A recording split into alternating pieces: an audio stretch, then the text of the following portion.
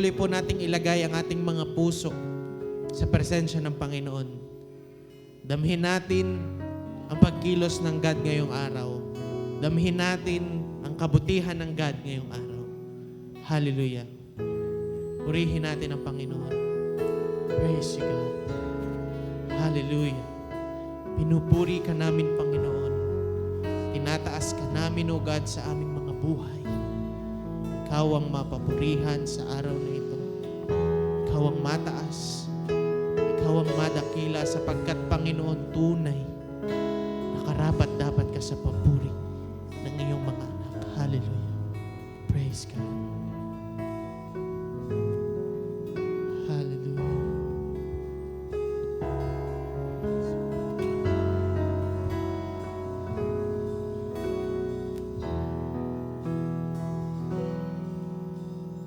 All that I am, all that I have, I lay them down before you, oh Lord.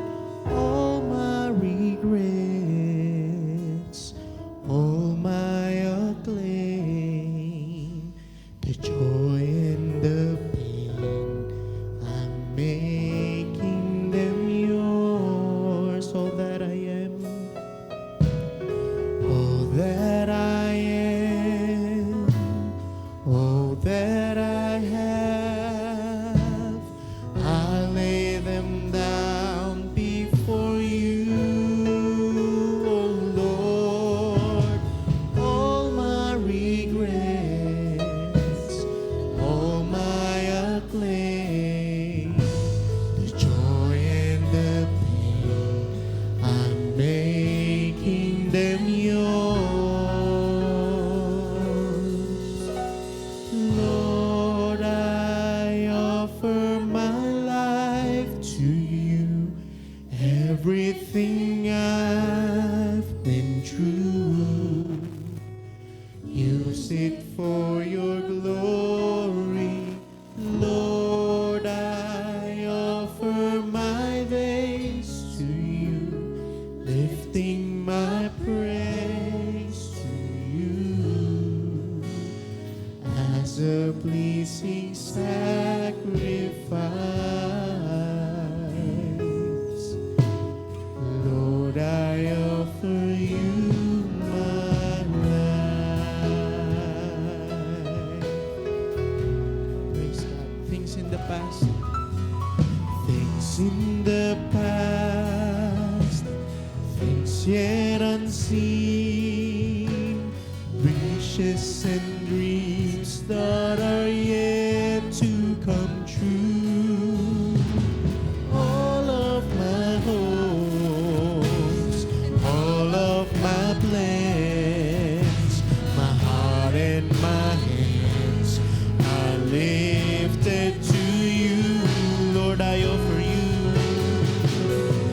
Lord, I offer my life to you. Everything I've been through, use it for your glory. Lord, I offer my days to you, lifting my praise to you as a pleasing sacrifice. Lord, I offer you my, Lord, I offer my life to you. Everything I've been through, use it for your glory. Lord, I offer my days to you, lifting my praise to you as a pleasing sacrifice. Lord, I offer you my, Lord, I offer my life to you. Everything I've been through, use it for your glory, Lord.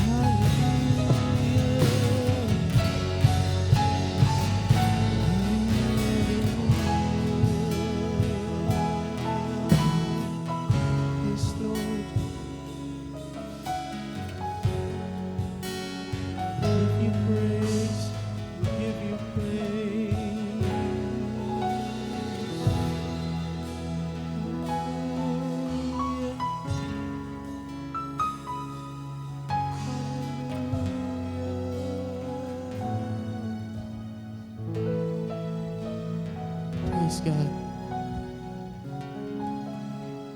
Matthew 5, verses 14 to 16. You are the light of the world, like a city on a hilltop that cannot be hidden. No one lights a lamp and then puts it under a basket. Instead, a lamp is placed on a stand where it gives light to everyone in the house. In the same way, let your good deeds shine out for all to see, so that everyone will praise your Heavenly Father. Salamat, Panginoon, sa inyong salita. Tunay, Panginoon, na ninanais mo, O God, na magliwanag ang bawat isa sa amin.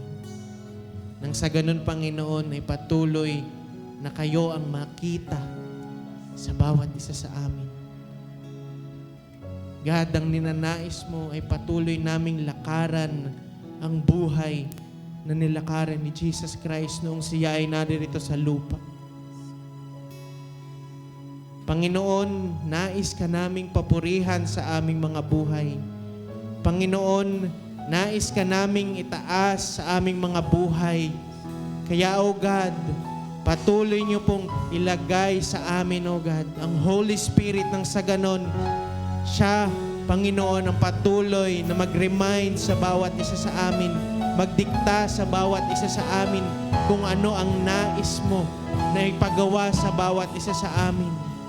Kung ano ang ninanais mo na gawin namin, Panginoon. At Lord, hayaan niyo po, Panginoon, na bigyan ang bawat isa sa amin ng kapakumbabaan sa aming mga puso.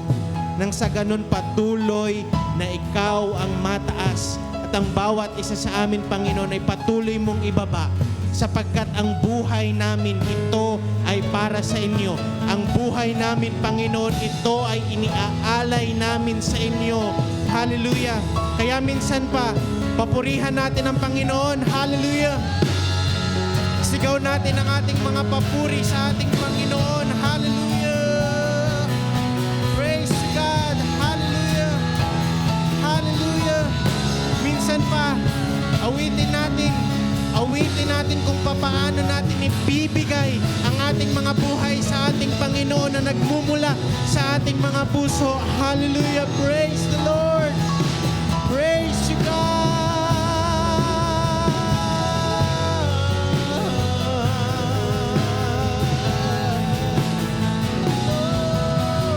Lord, I offer my life. Yes, God.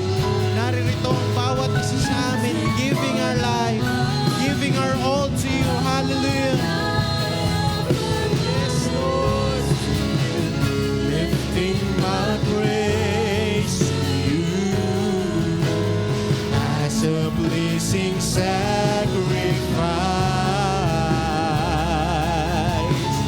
Lord, I offer you my Lord, I offer my life to you.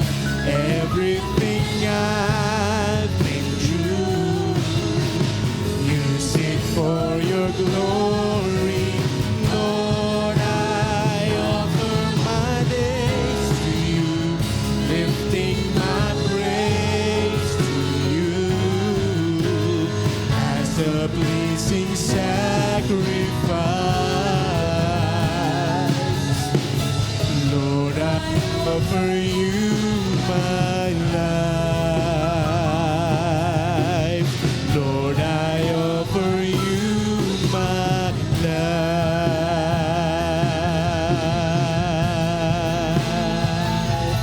Hallelujah.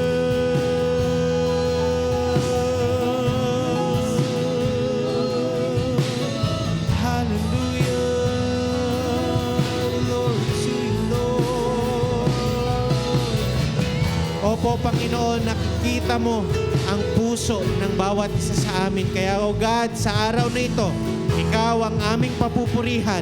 Ikaw ang aming itataas sapagkat nararapat ka sa lahat ng papuri at pagsamba. Maraming salamat, Panginoon. Ito po ang aming dalangin Sa pangalan ni Jesus. Amen. Hallelujah. Purihin ang Diyos.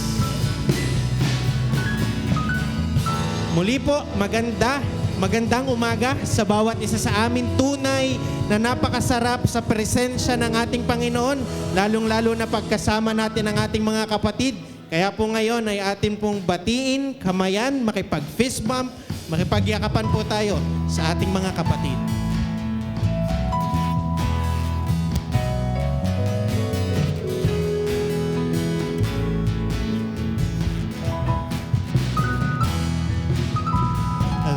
To be in your presence with your people, singing praises.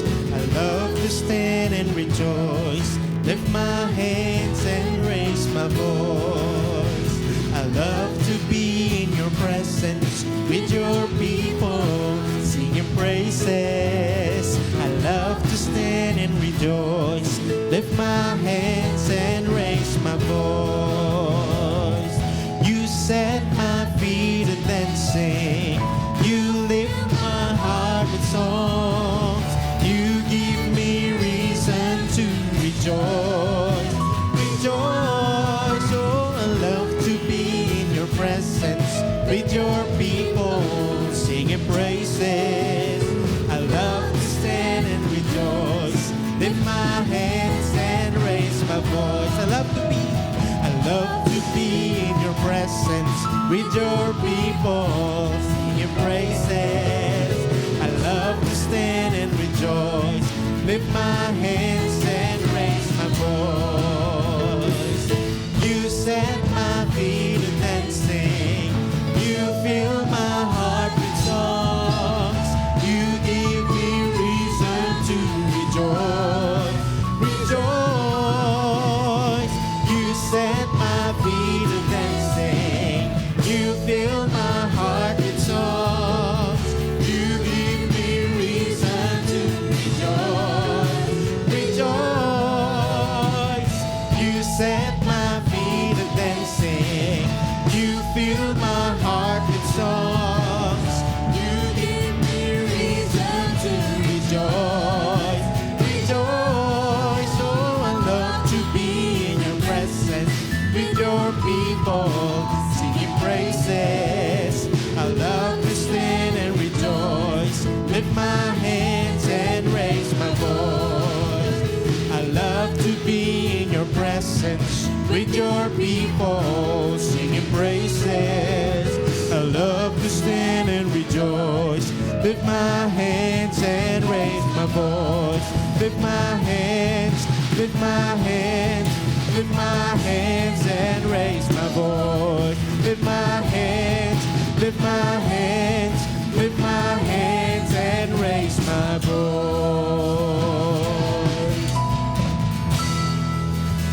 Hallelujah! Palakpakan po natin ang ating Panginoon. Praise God! Handa na po ba ang lahat na isigaw ang kanilang mga papuri? Handa na po ba ang lahat na isigaw ang kanilang mga voices na may kasamang papuri? Amen! Amen! Hallelujah! Palakpakan natin ang Panginoon! Hallelujah! Woo! Praise Lord! Yes! Praise Lord!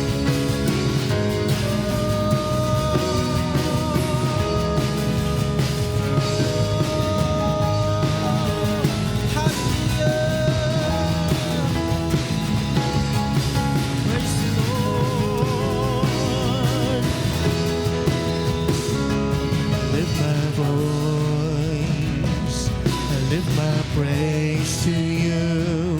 I lift my hands. I lift my worship to you. And I love you more than I can say. Oh, I love you more than I can say. Ever I will sing, only you will I adore.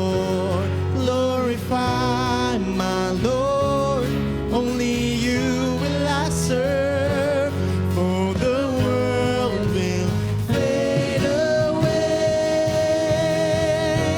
Still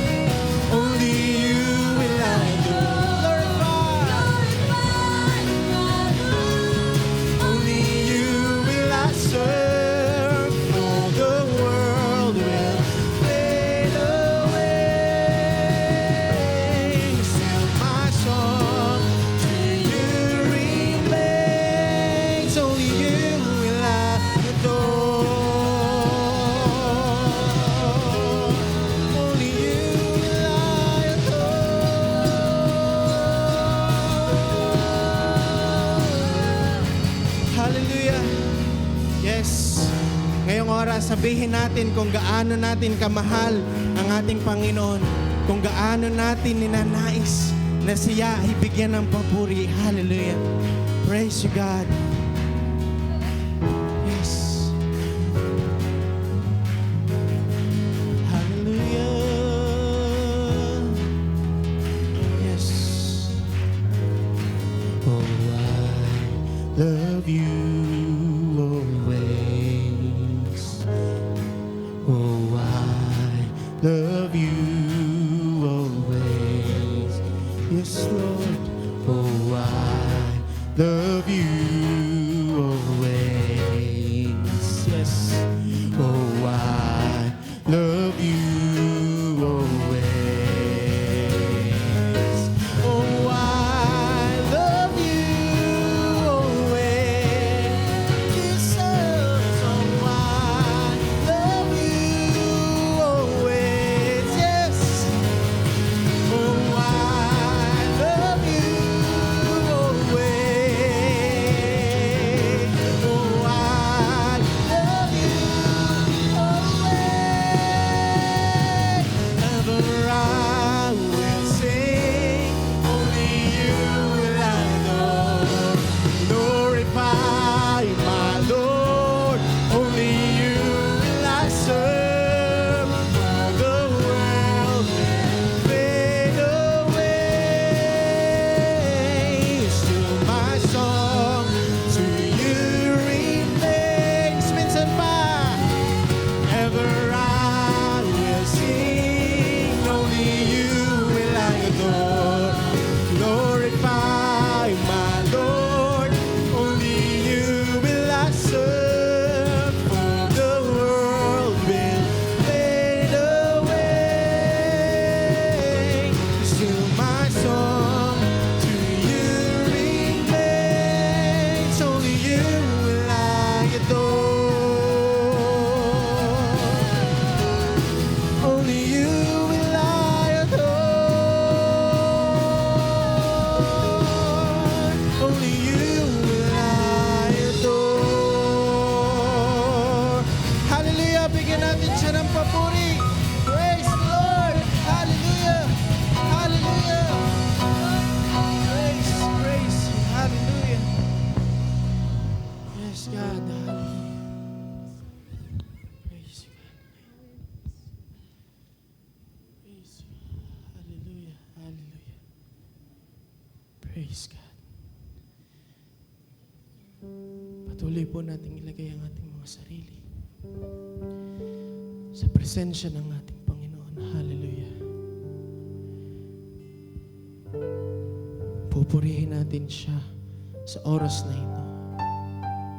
Ibibigay natin ang pinaka-the best na word na ng Panginoon. Hallelujah. Praise God. Praise God. Hallelujah.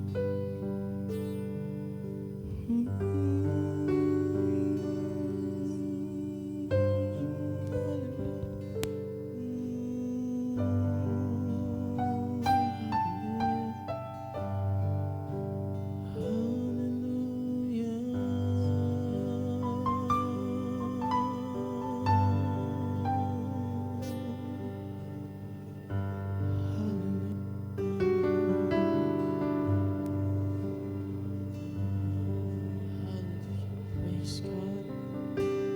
Praise you, God. Praise you, Holy Spirit. Praise you, Jesus.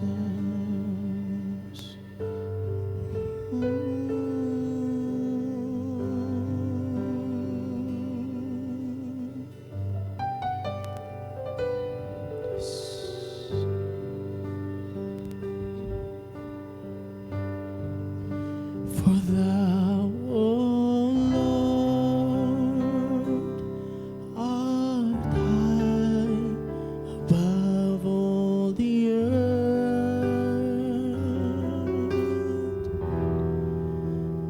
Thou art exalted far above all gods.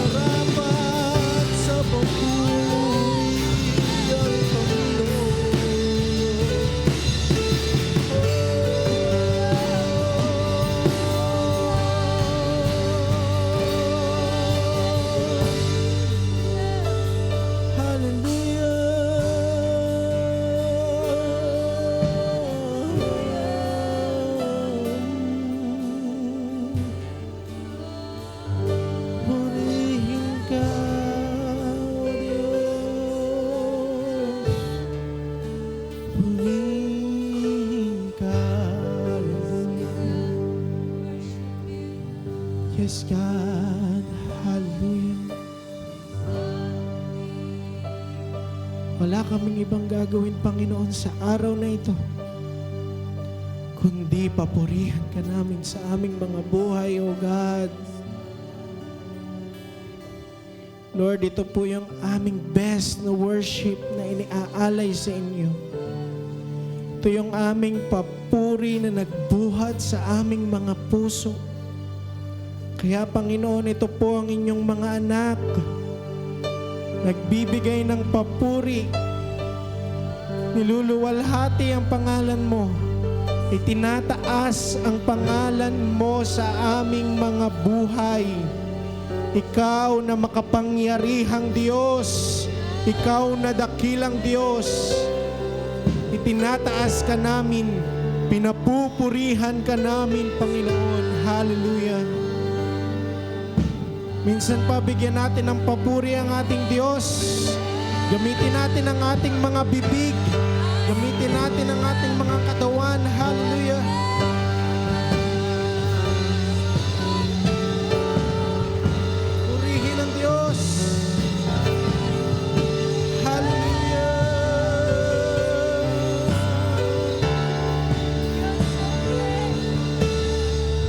Minsan pauwitin natin, we exalt thee.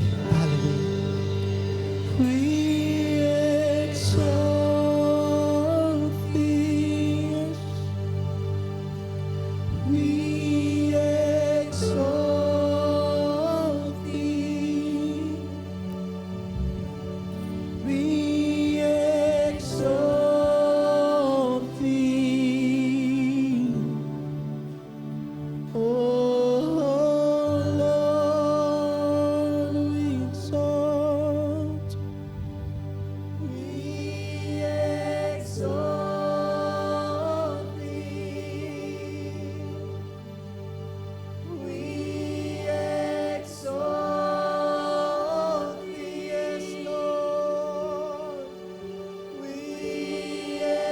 exalt thee.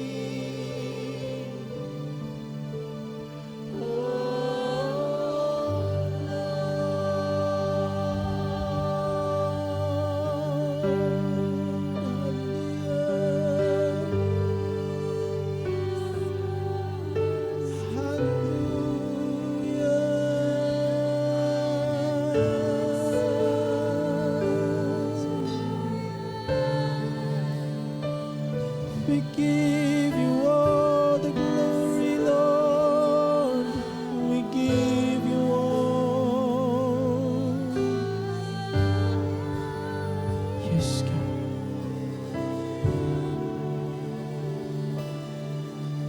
All glory to your name.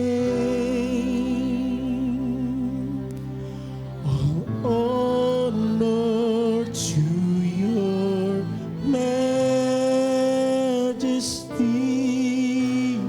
forever, forever. All praise to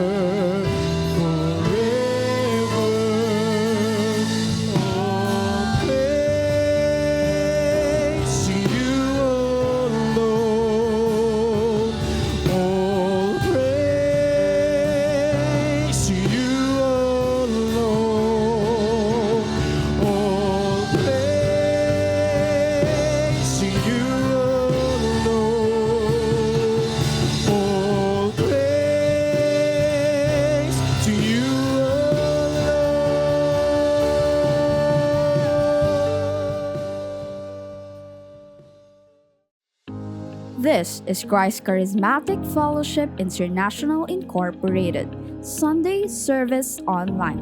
Here, we get to worship God and listen to His Word together online. And though separated physically, we are still one as church. We are one in the body of Christ.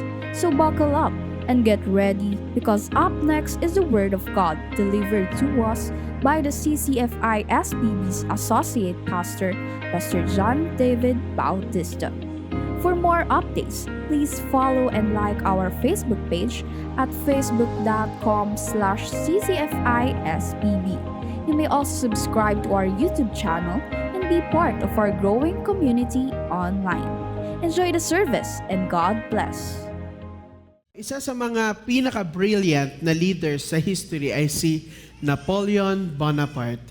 Isang military genius, bata pa lang kitang-kita na ang potential niya. Sa edad niya na mid-30s, halos buong Europe ay nasa ilalim na ng kanyang pamumuno. Imagine, panalo siya lagi sa laban, respetado siya, kinatatakutan, marami ang naniniwala sa kanya at marami ang nagsasabing walang makakapigil kay Napoleon Bonaparte. Sa madaling salita, he was promised for greatness. Pero dumating ang isang desisyon na magbabago ng lahat. Yung turning point, yung Russian campaign in 1812. Nagdesisyon si Napoleon na salakayin ng Russia. Sa papel, napakaganda ng plano. Malaki yung army, meron siyang army na handang sumugod, 600,000 soldiers. Mataas ang moral, marami ang kanilang past victories, kaya sigurado sila na mananalo tayo sa pagkakataong ito pa din. Sa isip ni Napoleon, sigurado ang future victory. Pero may mga warnings, mahabang supply lines, matinding lamig sa Russia, at mahirap na terrain. Hindi handa ang army para sa winter warfare. Pero dahil sobrang excited sa upcoming victory, binaliwala niya ang proseso dahil akala niya laging ang victory ay nasa tabi niya. Binaliwala niya yung dapat niyang pagdaanan na paghahanda. Hindi niya iningatan yung kanyang now at masyado siyang nakatingin sa future. Fatal mistake, habang umaatras ang Russian army, sinugod nila ang sarili nilang lungsod. Ang mga Russian army, sabi nila, since talo na rin tayo, sunugin na natin tong lungsod natin. Habang umatras sila, wala silang tinira. Sinunog ang mga pananim, sinunog ang lungsod. At pagdating ni Napoleon sa Moscow, wala nang pagkain, wala nang supplies, walang maayos na shelter kasi nasira na ng mga Russian. At dumating ang winter. Hindi kalaban ang pumatay sa army ni Napoleon, kundi ang lamig, gutom at pagod. Yung 600,000 na soldiers na dala ni Napoleon Bonaparte, wala siyang ipapakain. Wala siyang titirhan kasi sira na ang Russia. Tapos ang lamig-lamig pa. Ang nangyari, wala pang 100,000 ang nakabalik na soldiers from Russia. Isang desisyon, isang season na minadali, isang proseso na binawil-liwala. At doon nagsimula ang pagbagsak ni Napoleon. Dahil sa kanyang maling desisyon na yon, matapos ng pagkatalo, nawalan siya ng kapangyarihan, ipiniit siya sa exile, hinayaan na siya sa isang city na wala nang nakakakilala sa kanya, wala nang pumapalakpak sa kanya, wala nang sumusunod sa kanya, at tinanggalan siya ng trono. Isang lalaking namuno sa almost whole of Europe. Matapos ng kanyang mga pagkakamali, naging mag-isa na lang siya, malayo at namatay ng tahimik. Hindi na siya hindi na niya na-claim ulit or na-retrieve yung glory na meron siya. Hindi ang tiwala niya sa future ang nagbulag sa kanya sa present responsibilities. Hindi dahil mahina siya, hindi dahil kulang siya sa talento, pero dahil nagtiwala siya masyado sa kanyang sarili at akala niya ang future ay laging nakaayon sa kanya. Hindi natalo si Napoleon dahil wala siyang potensyal.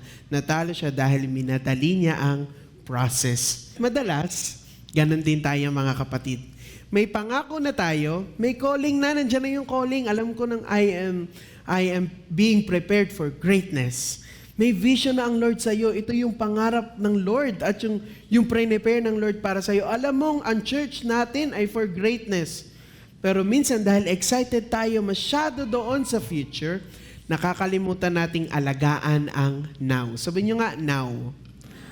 Yung preparation, yung obedience, yung discipline, at yung waiting na dapat ninanamnam natin. Tayo pong lahat ay tumayo at sabay-sabay po nating basahin ang Deuteronomy chapter 8 verse 2. Remember how the Lord your God led you through the wilderness for these 40 years, humbling you and testing you to prove your character and to find out whether or not you would obey His commands. Mga kapatid, parang walang ibang best example kung ang pag-uusapan ay process at discipline, kundi ang ancient Israelites. They were between the promise and the process. They were destined for greatness and they had to follow through God's process for them. Hindi naging madali, pero ang Diyos ay faithful sa kanila. Tayo din, church. Ngayon, that we are between the promise and the process, ang tanong ay hindi kung tutuparin ng Diyos ang kanyang mga pangako, kundi kung faithful ba tayo bilang church sa now kung saan tayo inilagay ng Lord. Tayo pong lahat ay tumung at manalangin. Father God, thank you, O God, for this wonderful day. Salamat, Panginoon, dahil kami po ay magkakasamang nagpupuri at nagdadakila ng iyong pangalan. Lord, sa patuloy po naming pag-aaralan ng iyong salita, patuloy ka, Panginoong, magpakahayag, patuloy ka, Panginoong, mag-glorify, Panginoon. And Lord, binubuksan namin ang aming mga puso, O God. Lord, you are a faithful God, O God. At madalas, O God, hindi namin nakikita yung faithfulness mo, O God. At kami, Panginoon, ay nagiging unfaithful sa iyo, O God. Lord, teach us, change us, O God, and allow us to see, O God, yung inyo pong mga layunin sa amin at magtiwala kami, Panginoon, sa kung saang season mo kami nilagay ngayon. Sa inyo po ang papuri, pasalamat at pagdakila in Jesus' name. Amen. Palakpakan po natin ang Lord. Pwede na po kayong umupo. Ang title po ng ating sermon for today ay Between the Promise and the Process. Faithful in the season, shaped for promise. Last week po, malinaw na pinaalalahanan tayo ng Diyos na ang mga laban na pinabayaan natin kahapon, nagbabalik bilang giant, no, sa kinabukasan. Kaya hindi natin pwedeng ipagsawalang bahala ang mga bagay-bagay na porket maliit lang, okay na yan, maayos din yan, or kusa na lang yung mawawala. Kinakailangan aware tayo kung anong dapat nating patumbahin ng mga battle sa ating mga buhay. Ang Gaza, ang Gath at Ashdod ay nagpakita ng mga unfinished obedience. At ang mga unfinished obedience na ito ay hindi nawawala, kundi lumalaki at bumabalik sa atin. Kaya ang problema ng Israel noon ay hindi kakulangan sa pangako, kundi kakulangan sa faithfulness sa kanilang season. At ngayon, bilang church, narito tayo between the promise and the process. Ang tanong ay hindi kung may magandang hinaharap ang Diyos para sa atin. Kasi sa totoo lang, sigurado tayo may magandang plano ang Lord sa atin. Amen?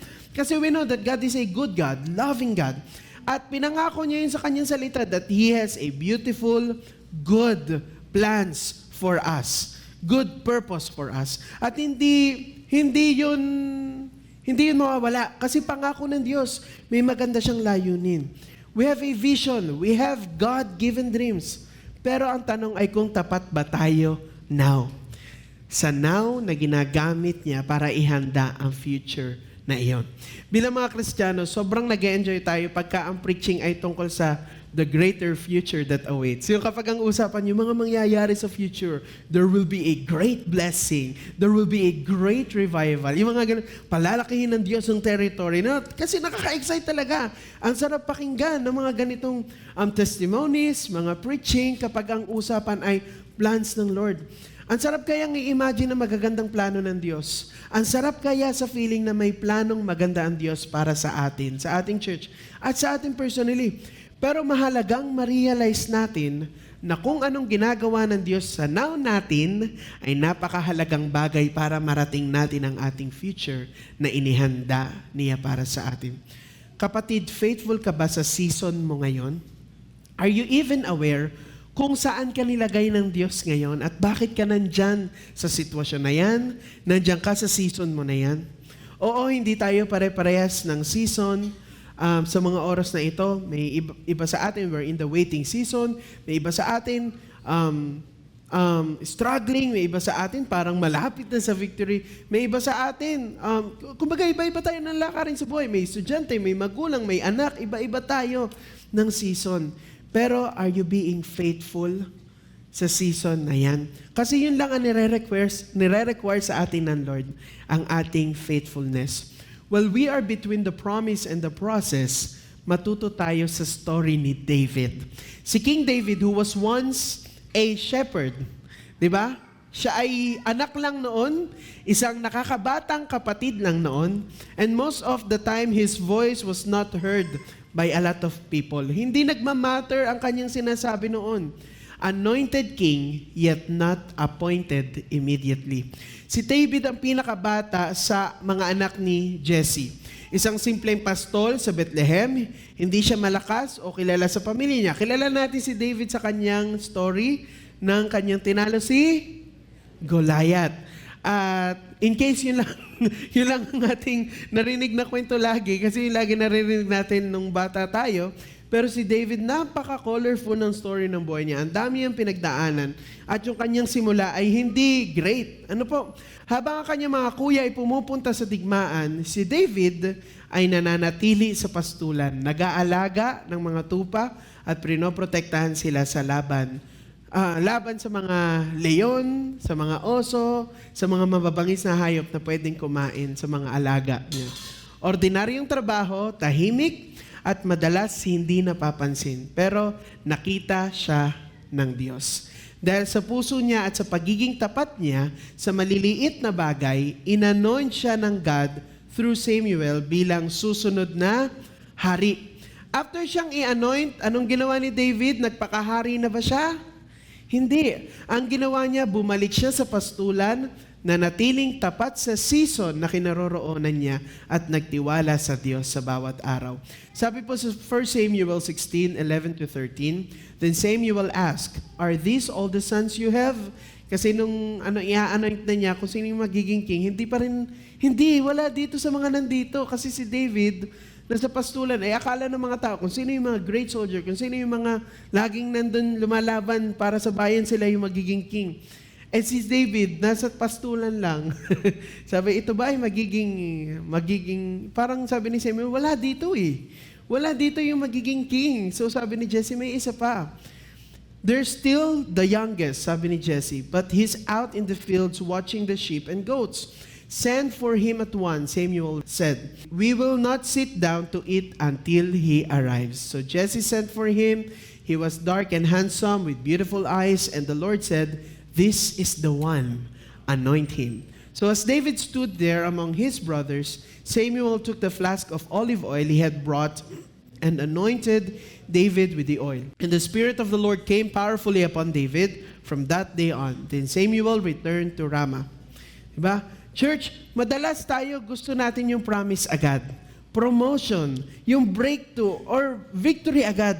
Pero ang Diyos, mas interesado siya sa process, sa pagtitiwala natin sa Kanya sa present, sa maliit na bagay na ginagawa natin ngayon. Di ba parang minsan nakikita natin, maliit lang naman yung ministry ko, parang hindi nagmamatter. Wala naman ako nagagawa sa church. Taga-amen lang ako. Ito lang yung ginagawa ko ministry. Support lang ako. Pero lahat ng yan, kung magiging faithful ka sa ginagawa mong yan, nakikita yan ng Panginoon. Dito natin makikita, between the promise and the process, the real victory starts now. Sa buhay ni David, matututunan natin na anointing is not always equals to instant promotion. Hindi porket anointed ka, i-promote ka na kaagad ng God or i-appoint ka na kaagad. Kung patuloy nating babasahin yung chapter na ito, makikita natin na si David, after siyang i-anoint, ay bumalik siya agad sa pag-aalaga ng hayop. Sa 1 Samuel 16:19, nung parang nababaliw si Saul at kailangan ng music to help him, si David ang pinatawag noon to serve in Saul's court. At ang tawag sa kanya, doon sa 1 Samuel 16:19, the shepherd. So, hindi pa siya the servant of the king or the future king. Hindi ganun yung sinabi doon. Hindi siya sinabing the future king or the anointed king. Di ba? Hindi yun ang sinabi sa kanya, the shepherd. Ibig sabihin, after siyang i-anoint ni Samuel, sa binasa natin kanina, hindi siya dumiretso sa trono. Hindi siya nag-demand ng audience. Hindi siya humingi ng posisyon. Bumalik siya sa pastulan, sa season kung saan inilagay siya ng Lord, and remained faithful sa kung anong ipinagkatiwala sa kanya ng Panginoon. Church, the anointing changed David's destiny. Pero, it did not excuse him from his discipline. Kinakailangan ni David, at alam niyo ng Lord na kinakailangan ni David na siya ay magpatuloy sa pagiging pastol dahil yun yung kanyang training ground. Maraming Kristiyanong gustong gamitin ng Diyos pero ayaw bumalik sa ordinaryong obedience. Pag nalaman that they are being prepared for greatness, ang liit na ng tingin sa mga maliliit na task. Ang liit na ng tingin sa mga ibang ministry. At ang nakikita na lang nila ay yung malaking ministry na nag-iintay sa kanila. Gusto natin yung recognition pero ayaw natin yung small responsibilities sa trabaho o sa pamilya. Wala pa man dun sa promise, nililiit na natin yung process.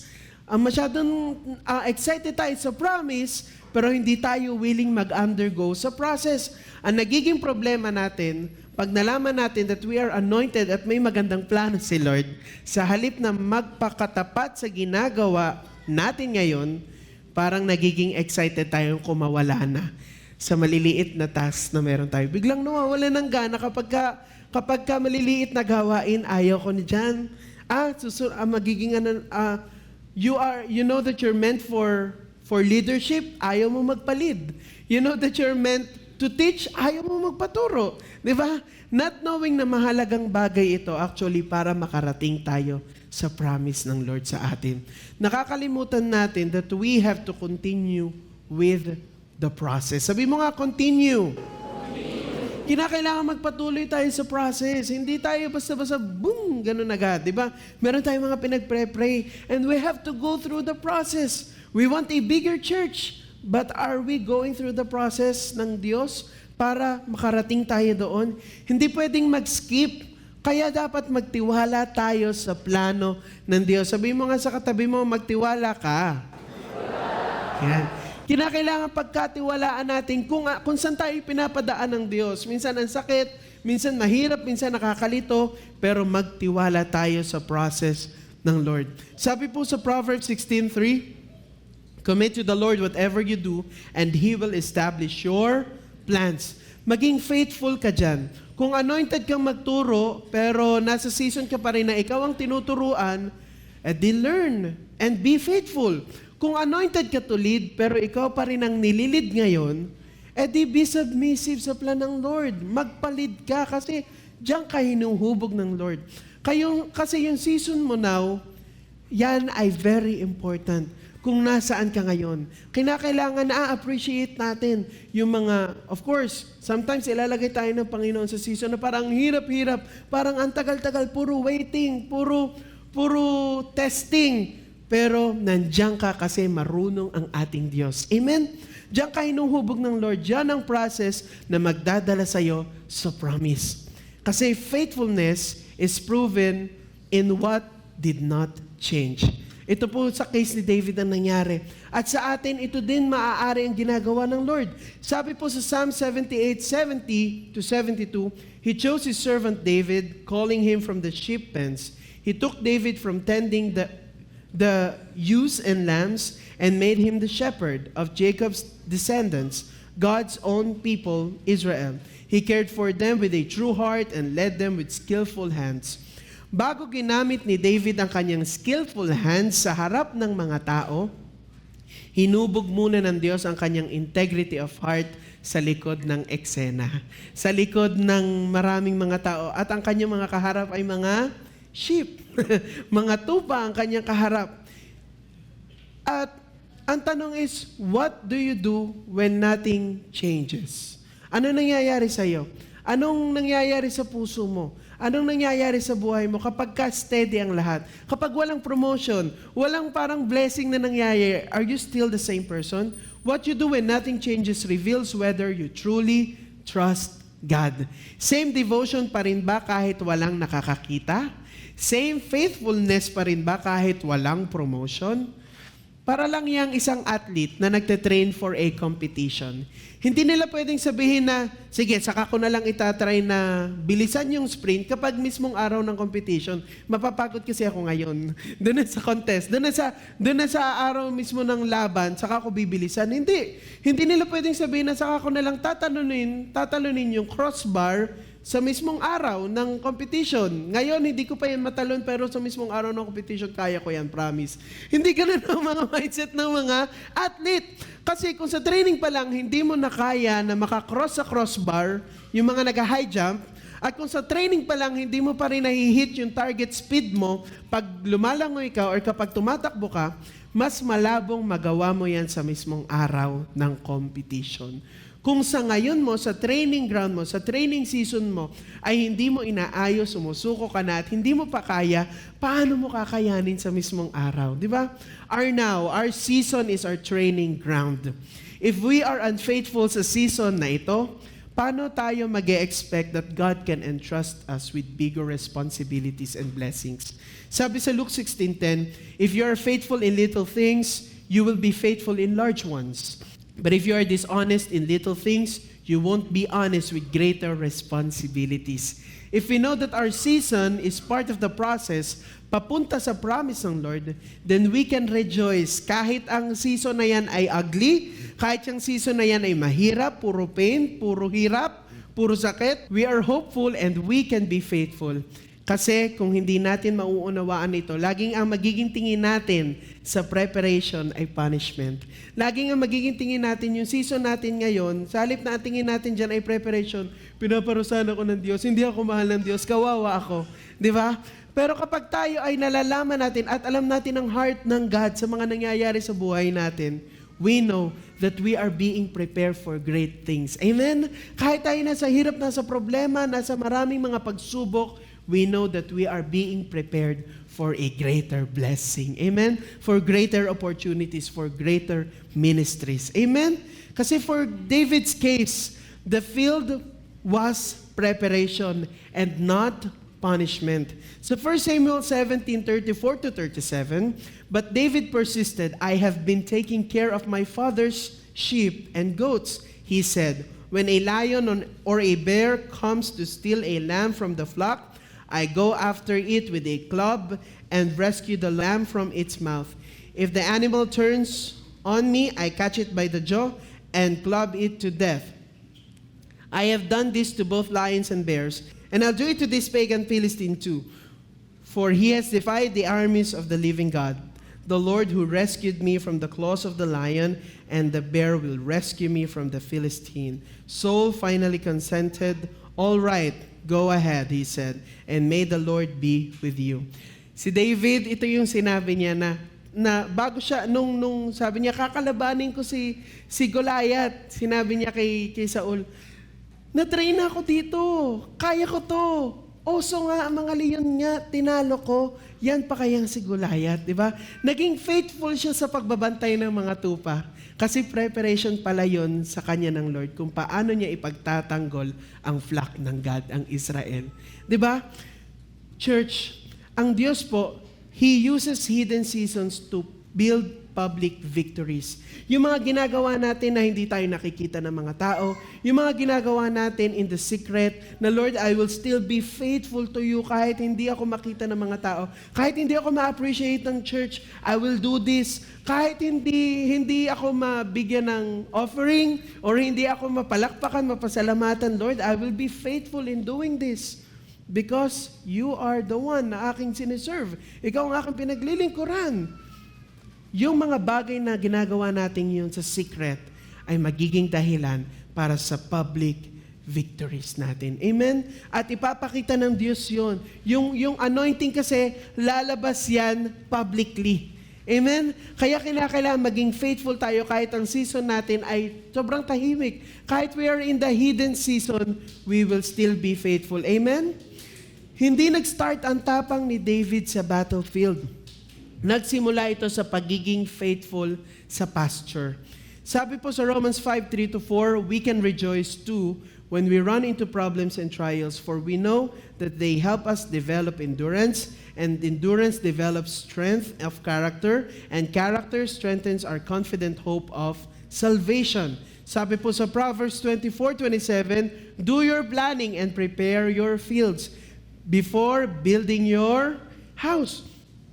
Mga kapatid, huwag nating pabayaan ang now in pursuit of the great promise. Huwag nating pabayaan or huwag nating i-compromise yung ngayon.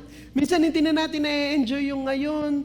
Minsan pagod na pagod tayo, wala tayong natututunan, hindi natin nakikita ang Lord, hindi natin naririnig ang message ng Lord kasi sobra tayong busy na habulin yung inihanda ng Lord. Nandyan lang yan. You need to remember that God is present now.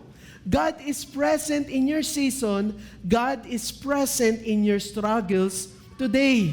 Di ba minsan kinakalimutan natin ang sarili natin or kinakalimutan natin na ngayon, kinakailangan natin sulitin yung presensya ng Diyos. Amen?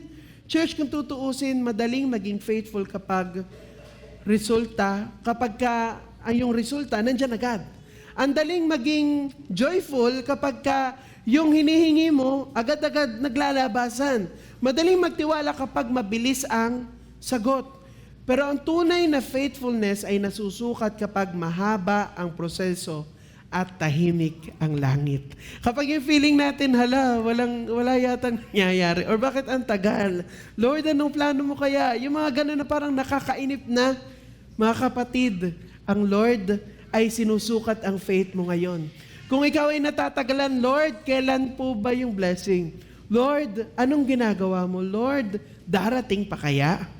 You have to trust God. Kung naniniwala ka sa pangako ng Diyos, panghawakan mo ang pangako niya. Dahil never ang Diyos nagkamali. Never ang Diyos bumitaw sa kanyang pangako. Kinakailangan nating maging faithful at magtiwala sa kung anumang season nariyan ka. Amen? Ang tunay na faithfulness ay nasusukat kapag mahaba ang proseso at tahimik ang langit. Si Nelson Mandela, isang leader mula sa South Africa na buong tapang na lumaban sa racial injustice at oppression sa ilalim ng sistemang tinatawag na apartheid. Isang batas na naghihiwalay at nagpapahirap sa mga tao base sa kulay ng kanilang balat. So yung mga colored ang skin, masyadong na-oppress, masyadong mababa ang tingin sa kanila during that time.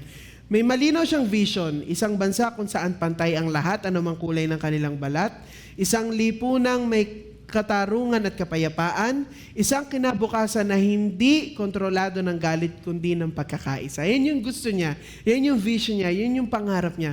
Pero dahil sa paninindigan niya sa tama, dahil ayaw niya mag-compromise sa injustice, ang nangyari sa kanya, naaresto siya ng gobyerno at ikinulong. Hindi ilang buwan, hindi ilang taon lang, ilang dekada, more than 2 decades. 27 taon pong nakakulong si Nelson Mandela dahil ipinaglaban niya lang kung ano ang tama. Imagine po natin yung church, 27 years, walang kalayaan, walang platform, wala na siyang microphone para magsalita ng kanyang gustong ipaglaban, wala siyang position, walang kasiguraduhan kung lalaya pa siya. Hindi niya alam kung makikita pa niya ang pagbabago, hindi niya alam kung may saysay pa ang vision niya, hindi niya alam kung may naghihintay pa sa labas sa kanya. Sa ganitong sitwasyon, kumbaga parang pwede nating sabihin may lisensya siya na maging bitter, may lisensya siya or very human na maging bitter siya, normal para magalit siya, maghigante, maging hopeless. Pero dito natin makikita ang kakaibang klase ng leadership ni Mandela. Sa halip na hayaang sirain siya ng kulungan, hinayaan niyang hubugin siya ng proseso. Pinili niya ang character over anger. Pinili niya ang discipline over despair. Pinili niya ang faithfulness kesa sa frustration. Habang siya ay nakakulong, nag-aral siya, hinubog niya ang kanyang isipan, mas ginalingan niya sa ang kanyang pag-aaral, pagre-research, at kung paano niya i-deliver yung mga dapat niyang sabihin para mas maging kapanipaniwala siya. Nagsulat siya, nilinaw niya ang kanyang vision para maging klaro lalo sa mga tao kung ano yung pinaglalaban niya. Nag-reflect siya hindi kung paano gumanti, kundi kung paano maghilom ang isang bansa. Tinuruan niya ang sarili niyang magpatawad kahit sa mga umaapi sa kanya at umapi sa kanya. May isa siyang sinabi na talagang tumatak at sikat na sikat. Sabi niya, resentment is like drinking poison and then hoping it will kill your enemies. Kapag meron ka daw resentment, para kang umiinom ng poison, pero ina-expect mo ang mamamatay ay yung mga kaaway mo. Church, alam ni Mandela na kung lalabas siyang puno ng galit, hindi yun ang magiging solusyon. Hindi siya magiging solusyon ng parte. At least, at ang mangyayari palalo, magiging parte pa siya lalo ng problema. At pagkatapos ng 27 years, dumating ang araw na siya ay pinalaya. Hindi siya lumabas bilang isang sirang tao, basag, wasak na tao. Lumabas siya ng handa. Hindi siya lumabas ng ang gusto'y maghiganti. Lumabas siya na ready na tapusin ang kanyang sinimulan. Noong 1994, si Nelson Mandela ay nahalal bilang unang black president ng South Africa. Isipin nyo, ang unang naging presidente na black ng South Africa, galing sa kulungan. Mula sa kulungan, naging presidente. Mula sa walang boses, naging tinig ng isang bansa. Mula sa pinakatahimik na sitwasyon, naging dahilan siya, ang boses niya, para magbuklod ng mga tao. At sa kanyang inaugural speech bilang president, sinabi niya, it always seems impossible until it is done. Church, hindi naging imposible ang vision niya. Naging handa lang siya. Ikaw kapatid, paano ka hinuhubog ng season mo ngayon? Paano ka dinadala ng season mo? Are you in pain? Are you questioning God right now? Are you waiting? Anong ginagawa mo at anong nangyayari sa iyo ngayon para makarating doon sa promise ng God? Kung lalabas si Mandela sa kulungan na galit, hindi siya naging leader ng reconciliation. Kung sumuko siya during the process, hindi siya naging sagot sa panalangin ng isang bansa. Ang kulungan ay hindi delay ng pangako ng Diyos. Iyon ay paghahanda ng puso. Minsan ang season mo ngayon parang kulungan din. Parang walang progress, parang walang pinututunguhan, parang walang nangyayari, pero sa mata ng Diyos, iyan ang classroom mo. Iyan ang training ground mo at preparation mo for the great blessing that is awaiting. Mga kapatid, baka ikaw ngayon ay nasa sarili mong prison. Trabaho na hindi mo naman gusto, pero wala kang choice, kailangan kang kutong gawin kasi hindi ako pwede magka-pride, di ba? At umalis dahil wala naman akong choice. Di ba? Minsan nandun tayo sa mga sitwasyon, wala tayong choice. Relationship na nandiyan ka na pero kinakailangan mong maging faithful, kinakailangan mong ipagpatuloy.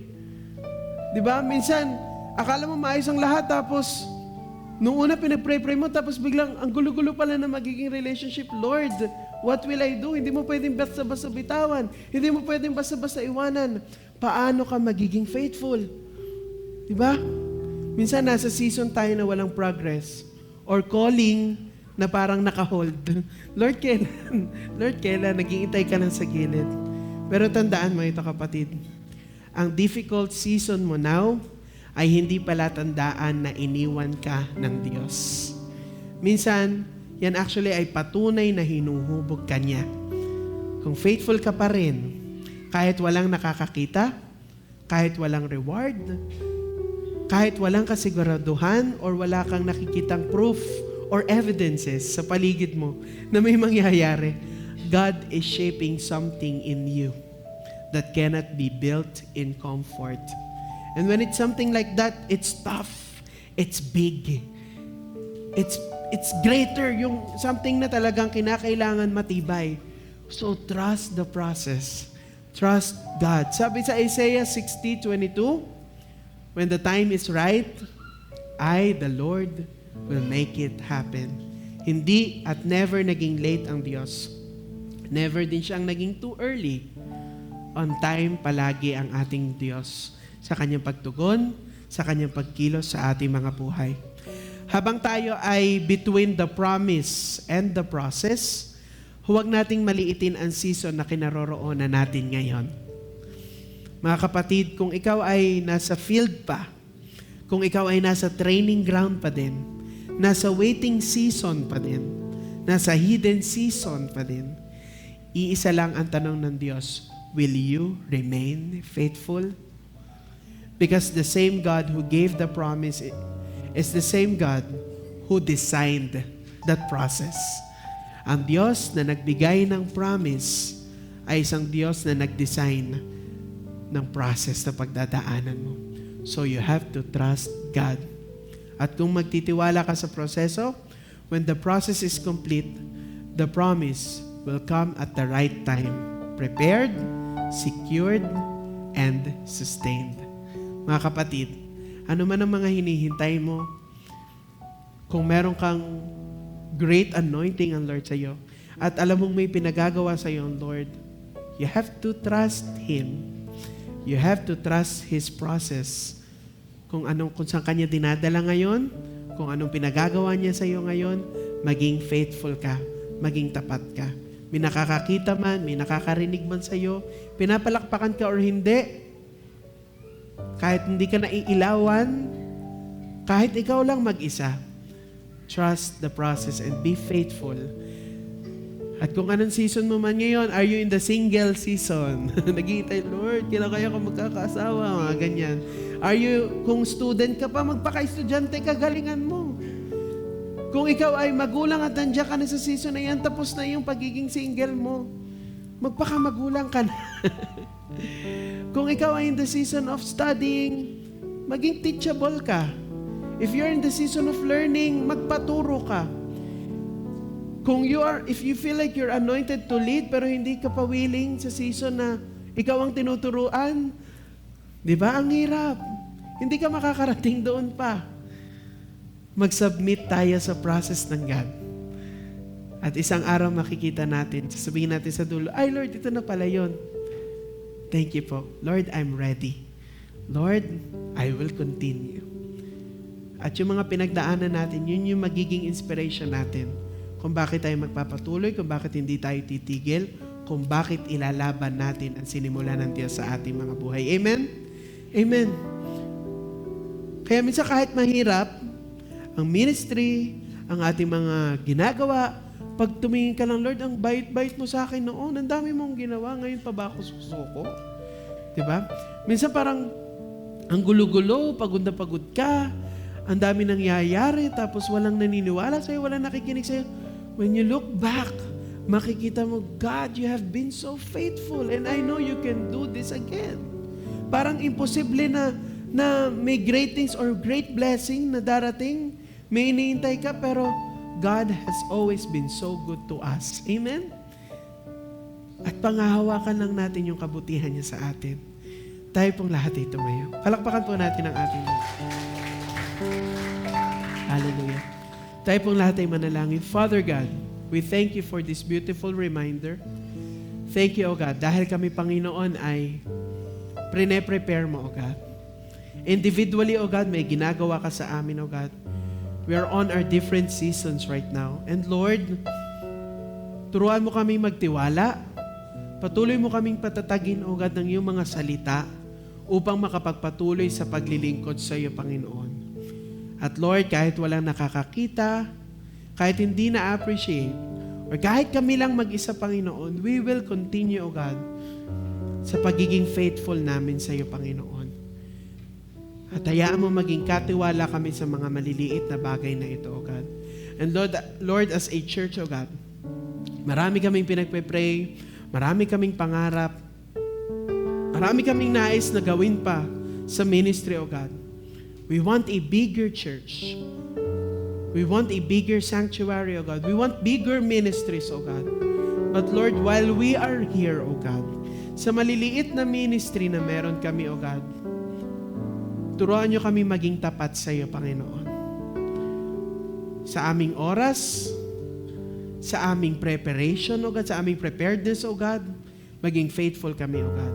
Kung kami, Panginoon, ay tinawag mo para magturo, O God, sa mga maraming tao, O God, sa mga 3 taon na kaharap namin, nawa kami maging katiwala mo na daladala namin lagi ang iyong salita, Panginoon. Panginoon, kung kami ay tinawag mo na mag-serve sa isang napakalaking church, O God, Lord, dito pa lang sa maliit na church na meron kami, O God, ang heart namin ay nasa paglilingkod na sa iyo na napakalaking Diyos, O God. Turuan mo kami, O God, na maging tapat sa lahat ng pagkakataon. At Lord, sa tuwing Panginoon, ang mga kapatid ko po na narito, O God, ay mararamdaman nila na parang gusto na nilang sumuko, O God. Lord, i-remind niyo po ang bawat isa sa lahat ng iyong mga gawa, sa lahat ng iyong kabutihan, sa iyong katapatan, sa iyong pag-ibig, sa iyong pagkilos sa aming mga buhay. At hayaan mo, Panginoon, na kami magpatuloy kahit mahirap, kahit ang tagal-tagal, Panginoon, kahit parang imposible, at kahit ang mundo sa paligid namin ay hindi nagbibigay ng evidences, O God, that everything will be okay, we will be faithful, we will pray harder, we will serve more, O God, and we will draw near closer to you. Salamat, Panginoon, sa katapatan mo, Panginoon.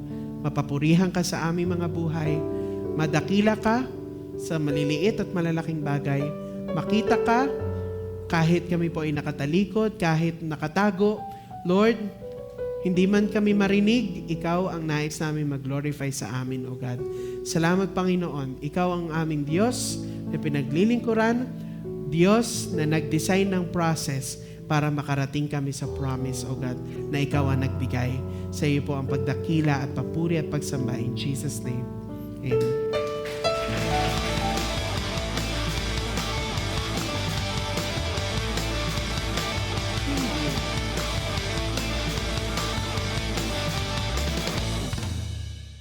Ngayon naman ay oras ng pag-iikapo at pagbibigay ng ating mga handog.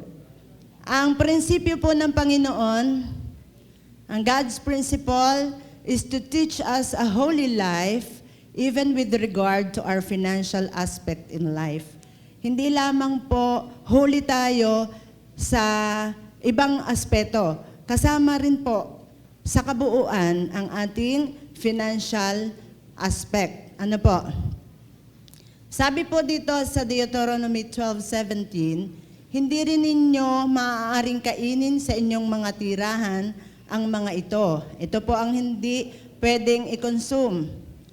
Ang 10 bahagi ng inyong mga ani, alak at langis, ang panganay na anak ng inyong mga hayop, ang pangakong handog, kusang handog at iba pang mga handog. Ito po yung tithes. Ito po yung panganay, ibig sabihin tithes pa ulit yon, at yung mga offering po natin. Meaning, consecrated itong lahat sa Lord. Ito'y para sa Lord. Oo, binigyan tayo ng Panginoon ng 100%. Everything, 100. Kita, negosyo, kung ano man yon, basta may 100 tayong kita.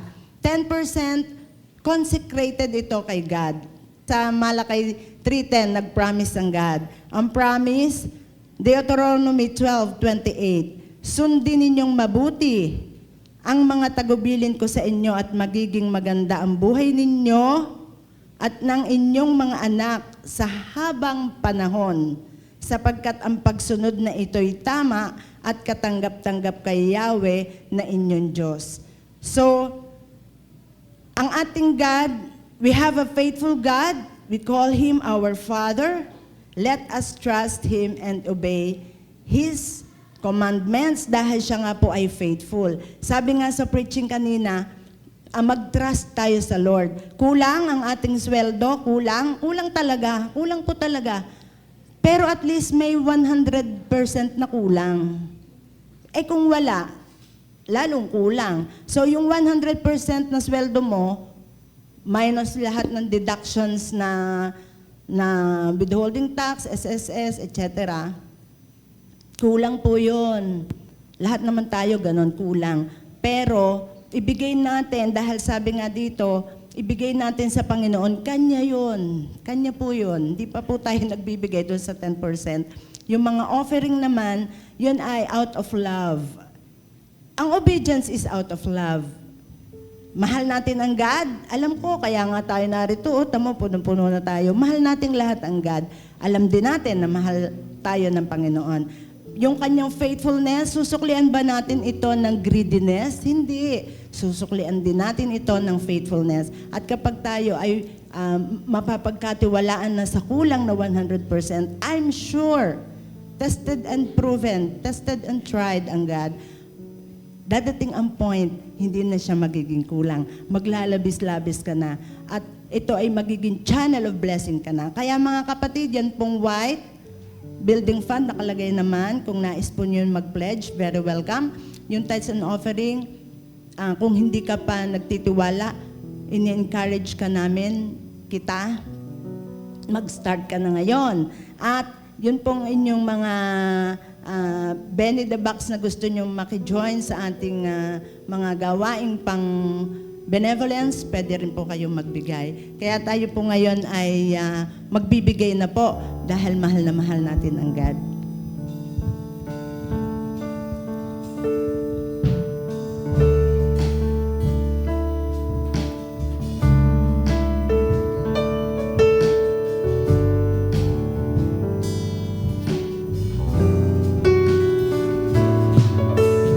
Come to you in humble sacrifice. Hear my heart, I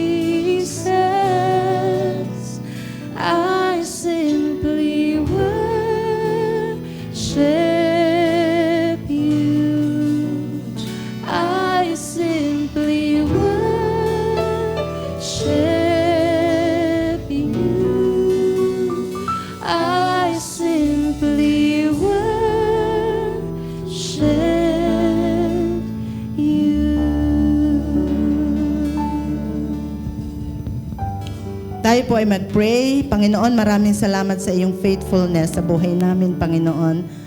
Alam po namin, Lord, na ikaw ay isang powerful God. Alam po namin, Panginoon, na ikaw ay loving God. At your mercies never end, O God. Lord, kung ano man ang lahat naming mga hinihiling sa puso namin, alam ko, Panginoon, please po, Panginoon, inyo po itong pagkalob sa amin, Lord. Gustong-gusto po namin itong makamtan, Panginoon. Yet, gusto mo rin, Panginoon, naturuan kaming maging faithful sa iyo at mabigay ang glory sa pangalan mo. Hindi kami makapagyabang o maging ma-pride, Panginoon, kundi maging channel of blessing kami, Panginoon. Lord, kung merong mali sa mga hinihingi ng aming mga puso, turuan mo kami, Panginoon. Mangusap ka sa amin at i-correct mo kami, Panginoon. At Lord, sa amin pong pagbibigay ng aming mga ikapot handog, hindi ito isang programa lang o part ng program lang. Ito'y buong puso na binibigay namin sa iyo sapagkat nagtitiwala kami, Lord, na ikaw ay mabuting Diyos. Alam mo na kulang, Lord. Alam mo yun. Pero Lord, bibigay namin sa iyo kasi mahal namin kayo, Panginoon. At Lord, hindi kami mag-take ng anumang pagnanasa dito dahil ito'y para sa iyo, Lord. Kaya Lord, tanggapin mo ito, Lord. Pagpakumbaba namin itong inihandog sa iyo, Panginoon. At alam namin simula ngayon, Panginoon, tuturuan mo kami maging faithful, Lord. Tuturuan mo, ipaprocess mo kami, Panginoon, para magkaroon kami ng holy life, oh God. Yung katanggap-tanggap sa pagiging holy mo rin, Panginoon. At Lord God, yung mga kapatid namin na wala pang trabaho, bigyan mo sila, Panginoon, na trabaho na may magandang sweldo. Ganon din, Lord, yung mga may trabaho na, i-promote mo sila, magkaroon ng salary increase, oh God, at mag-shine din, Panginoon, ikaw sa amin, oh God. At Lord, ang lahat ng malilikom na mga salapi, itong lahat ay magagamit para sa ikaglorify po ninyo, Panginoon. At makikita ng lahat, o ikaw mismo, makikita mo na tunay kami ay mga alagad po ninyo, Panginoon. Lord God, pagpalain mo ang buong simbahan namin, O Lord, at mga iba pang gustong magbigay, subalit walang kakayahan, ay inyo rin pong pagpalain, Panginoon. Ang mga humahawak ng mga salaping ito, alam ko, Panginoon, na kami accountable dito sa inyo, Panginoon. Kaya bigyan mo kami ng knowledge, wisdom, Panginoon, para kami makaharap sa inyo ng hindi nahihiya o walang takot kaming haharap sa iyo, Panginoon. Thank you, Lord. Napakabuti po ninyo. Ang lahat ng parangal at papuri, tanggapin po ninyo, Panginoon. Itong lahat ay sa inyo. In Jesus' name, Amen. Amen. Sabi po sa Psalm 127 verse 3, Children are a gift from the Lord, they are a reward from Him. Kaya nga po, mga pagpapala po ang mga batang ito na nasa ating church. Praise God dahil po napakadami na nila. Tinatawagan po ang lahat ng mga bata, mga babies po dito sa unahan at mga kids teachers po at atin ipagpe-pray po natin sila.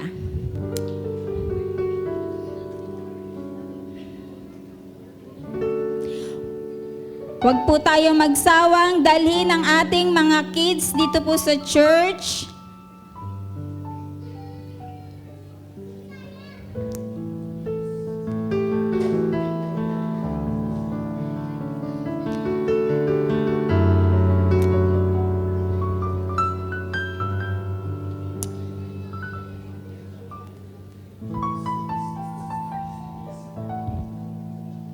Sige po.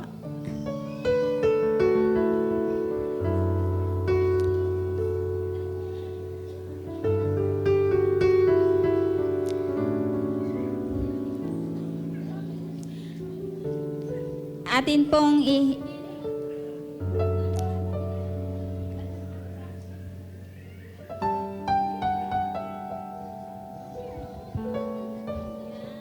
atin pong silang ipagpe-pray. Stretch po natin ang ating mga kamay sa ating mga bata. Hallelujah.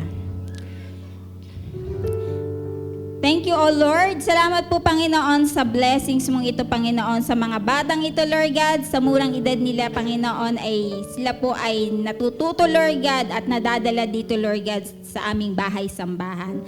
Salamat po sa mga buhay nila, Father God. Patuloy niyo po silang pagpalain, Lord God. I-provide niyo po ang lahat ng kanilang mga pangangailangan. We pray din po, Panginoon, Lord God, ang kalakasan, Lord God, na nagmumula po sa inyo, Lord, ay ipagkaloob niyo po sa kanila. Ganun din po, Panginoon, ang covering and protection, Lord God, lagi. Ipagkaloob niyo po sa kanila, Panginoon. Mula sa mga babies na ito, Lord God, hanggang sa mga kids, Panginoon. Lord, we pray, Panginoon, na patuloy na wisdom at knowledge, understanding, Lord God, ang ipagkaloob niyo po sa mga batang ito, Lord God.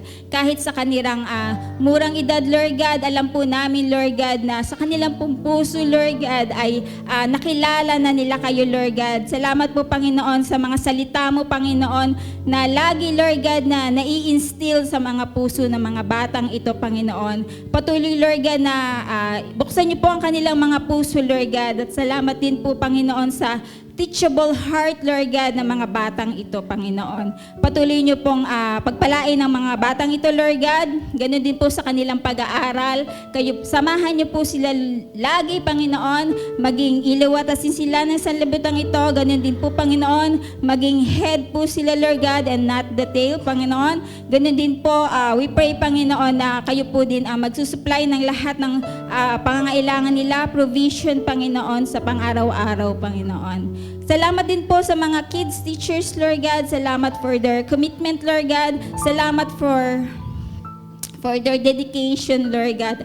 At patuloy din pong hinihiling namin ang kalakasan na nagmumula sa inyo, ang patuloy na anointing, Lord God, at patuloy na pagmamahal, Lord God, sa mga batang ito, Lord God, na kanilang tinuturuan. Wisdom at knowledge, Lord God, at kayo din po ang patuloy, Lord God, na magbe-bless sa buhay nila, Panginoon. Salamat po, Panginoon, dahil alam namin, Lord God, na ang mga batang ito ay nasa inyo pong mga kamay, Panginoon. Patuloy na sasamahan niyo po sila at iingatan sila sa kanilang pang-araw-araw na buhay. We praise you and worship you, Lord God. We pray all these things in Jesus' name. Amen.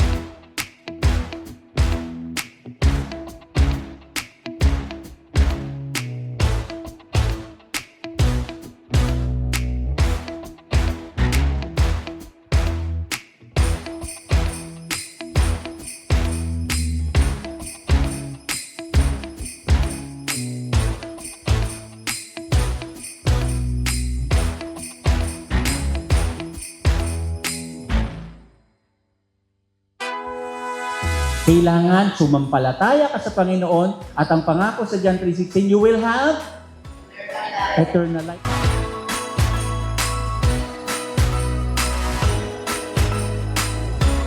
Ang ating game ay tatawagin natin Banda Play.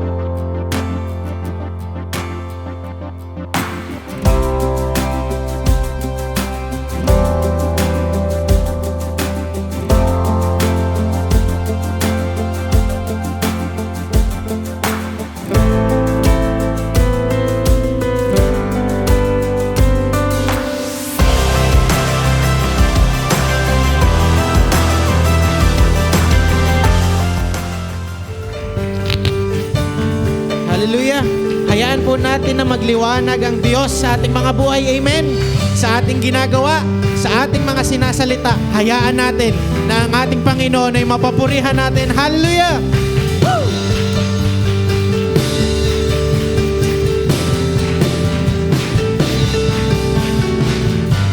Blessed be your name in the land that is plentiful, where your streets of abundance flow.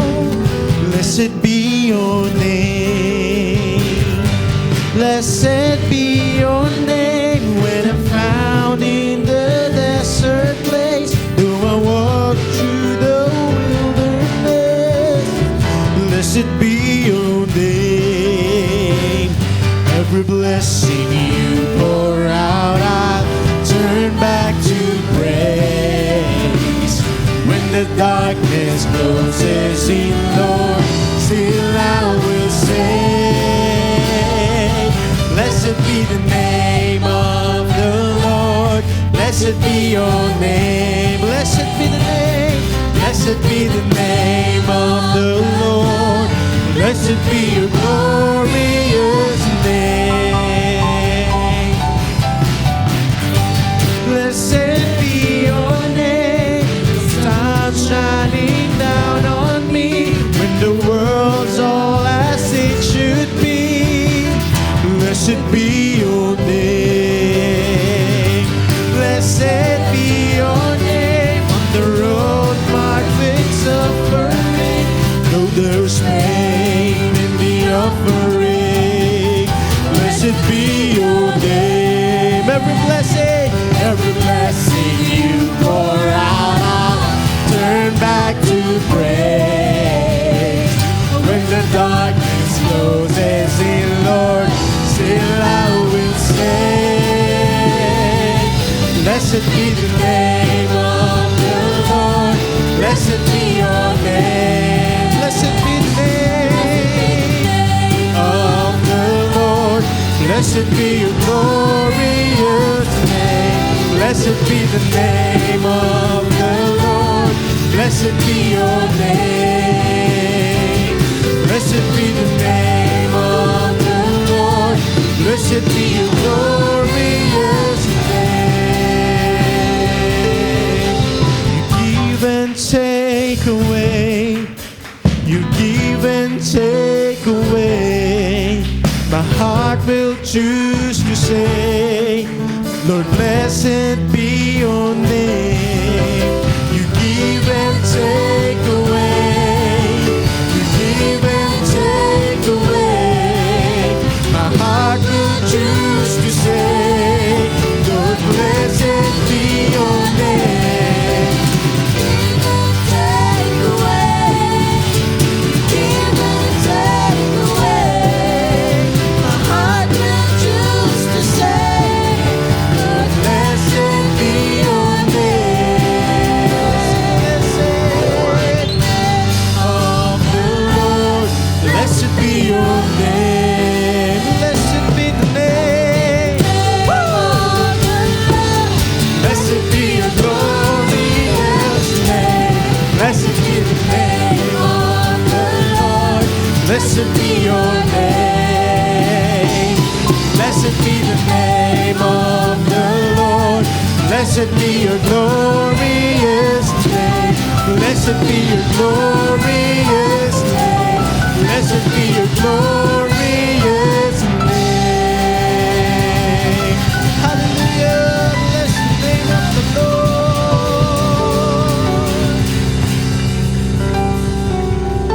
Opo, Panginoon, tanging banal mo na pangalan ang aming papupurihan sa lahat ng sandali ng aming buhay. Anumang sitwasyon ng buhay, meron kami, Panginoon, sa oras na ito. Ang tanging pipiliin namin ay papurihan at dakilain ang banal na pangalan ng aming Diyos na buhay. Sapagkat natatanging Ikaw ang Panginoon, tapat at makapangyarihan na Diyos sa lahat. Hallelujah! Hindi kami magsasawa, Panginoon, na itaas ang banal mong pangalan. May problema man kami, may suliranin man, may sakit man kami, nanghihina man kami o malakas, punong-puno man kami, Panginoon, ng answered prayer sa buhay namin o yung matagal na naming pinapanalangin ay hindi pa rin tinutugon. We will always choose to glorify you, O God. At hindi kami magsasawa sapagkat ikaw ang Diyos na tapat. Ikaw ang Diyos na nangako at ang pangako mo, Panginoon, ay iyong tutuparin. Ikaw ang Diyos na nagsimula ng lahat ng ito sa aming buhay at alam namin, Panginoon, na ikaw na Diyos din namin ang siyang tatapos ng lahat ng ito na merong pagtatagumpay sa amin na iyong mga anak. Salamat, Panginoon, sa iyong mga pangako. Salamat, Panginoon, sa lahat ng blessing. Salamat, Panginoon, sa lahat ng sitwasyon na kinaroroonan namin ngayon, O Diyos. Anumang season meron kami, Panginoon, sa oras na ito, alam namin na itong process na ito ay iniaalaw mo sa aming Panginoon upang sa lahat ng ito mag-e-emerge kami, Panginoon, victoriously. Para maging ready kami, Panginoon, na tanggapin yung mga pangako mo sa amin, yung mga blessings na inihanda mo para sa amin. Kaya patuloy kaming magpapasalamat at magpupuri sa iyo, Panginoon, sa lahat ng process na ito na pinagdaraanan namin. Alam namin, Panginoon, na ito ay para sa kalakasan na meron kami. Ito ay para sa katagumpayan na inihanda mo sa bawat isa. Salamat sa mga tao na iyong ginamit. Kay Pastor John, Panginoon, patuloy mo siyang pagpalain, more anointing, more power, Panginoon, at mas marami pang grounds ang kanyang makukuha, Panginoon, para sa glory mo, O Diyos. Salamat din, Panginoon, sa mga ginamit mo para sa aming praise and worship, sa aming worship team. Salamat sa mga tao, Panginoon, na ginamit mo behind the cameras, sa mga nag-exhort, sa mga tumayo dito sa unahan at maging doon sa mga bata na nagtuturo. More anointing para sa kanila, more power sa kanilang pagpapagamit sa iyo, Panginoon. At hayaan niyo po, Panginoon, ang mga heart's desire nila ay iyong pagkakaloob. At salamat din, Panginoon, sa mga anak mo na naririto sa umagang ito. Pumunta sila dito, Panginoon, hindi dahil sa meron silang hinihiling, kundi ang nais nila ay papurihan at dakilain ka, O Diyos. Pagpalain mo ang mga anak mong ito, ang kanilang mga heart's desire, Panginoon, na ipagkaloob mo sa kanila, ang mga blessing na inaasam-asam nila, pagkaloob mo sa kanila. At Heavenly Father, sa mga season na kinaroroonan namin ngayon, mananatili kaming tapat sa iyo. Sa mga season na kinaroroonan namin ngayon, magpapaturo kami, magpapailalim kami. Susunod kami, Panginoon, sapagkat alam namin na nire-ready mo lamang kami para sa isang napakagandang future. Mga kapatid, ano man ang heart's desire mo sa Panginoon, ilapit mo yan sa Kanya ngayon, nakikinig siya. Kung yan ay sakit o karamdaman, merong kagalingan sa Kanya.